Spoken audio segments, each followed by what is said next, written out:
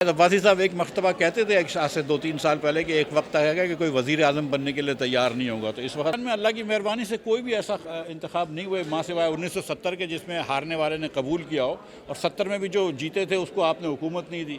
करोड़ लोगों का मुल्क है। इस वक्त पाकिस्तान में 15 महीने से ज़्यादा हर महीने 25% महंगाई है। ये पाकिस्तान की तारीख़ में कभी इतनी महंगाई नहीं हुई। और ये जो आवाम का वोट था, मेरे ख़्याल से एक लिहाज से ये सोचा जा सकता है कि ये आवाम का महंगाई के ख़िलाफ़ भी एक वोट था, महंगाई के ख़िलाफ़ भी एक गुस्सा था।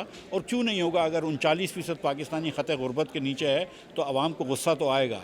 तो करने के लिए, थोड़ा बहुत बेहतर करने के लिए ये हुकूमत कामयाब हो पाएगी, नहीं हो पाएगी? हम सब की दुआ है पूरे पाकिस्तान की कि हुकूमत जो भी हो इकॉनमी को कंट्रोल कर ले और कामयाब हो जाए। और हम सब की दुआ है कि सबसे पहले ये जो IMF की एक जो अभी जो एक रिव्यू बाकी है मार्च में पहले हफ्ते में, वो हो जाए कामयाबी से, और साथ साथ फिर अगला IMF का प्रोग्राम हो जाए। ये सबसे ज़्यादा क्रिटिकल बात है। मेरी तो ख्वाहिश थी कि एक कौमी हुकूमत बनती जिसके अंदर तमाम सियासी जमातें शामिल होती बशमूल PTI के, लेकिन बहरहाल उनकी बात नहीं हो रही है।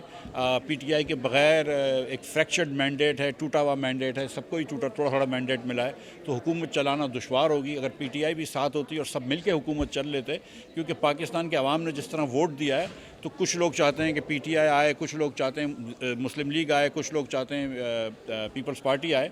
तो अगर सबको मिल के कर ले हुकूमत तो ज़्यादा बेहतर था। लेकिन बहरहाल हुकूमत देरपा होगी या आपके ख्याल से कितना अर्सा चलेगी? पाकिस्तान में किसी वज़ीर आज़म ने अपना 5 साल का टाइम पूरा नहीं किया है। मुझे नहीं लगता कि हम ये रिकॉर्ड इस बार तोड़ने लगे हैं। तो साहब, क्या आपकी नज़र में इस वक्त पाकिस्तान की मौजूदा जो मईशत है वो किस स्टेज पे खड़ी है? देखिए, ये 25-24 करोड़ लोगों का मुल्क है। इस वक्त पाकिस्तान में 15 महीने से ज़्यादा हर महीने 25% महंगाई है। ये पाकिस्तान की तारीख़ में कभी इतनी महंगाई नहीं हुई। और ये जो आवाम का वोट था, मेरे ख़्याल से एक लिहाज से ये सोचा जा सकता है कि ये आवाम का महंगाई के ख़िलाफ़ भी एक वोट था, महंगाई के ख़िलाफ़ भी एक गुस्सा था। और क्यों नहीं होगा, अगर 39% पाकिस्तानी ख़त गुरबत के नीचे है तो आवाम को गुस्सा तो आएगा। तो मैं समझता हूँ कि हुकूमत की अव्वलीन तरजीह होनी चाहिए कि महंगाई कम करे और IMF से डील कर ले। IMF से डील करना जो है वो ICU में जाने के मुतरादिफ है, वो करना ज़रूरी है। मईशत मुश्किल में खड़ी है, लेकिन इसको आहिस्ते आहिस्ते निकाल सकते हैं।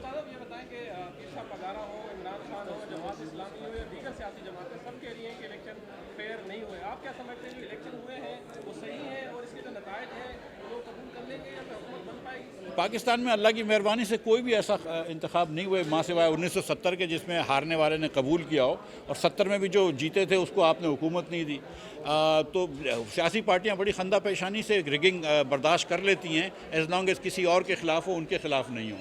तो बस यही है। मतलब इलेक्शन जितने 18 के फेयर थे उसमें कुछ और ऑब्जेक्शन था, 24 के नहीं फेयर हुए उसमें कोई और ऑब्जेक्शन है, लेकिन मैंने कब देखा है कि इलेक्शन फेयर हुए हैं?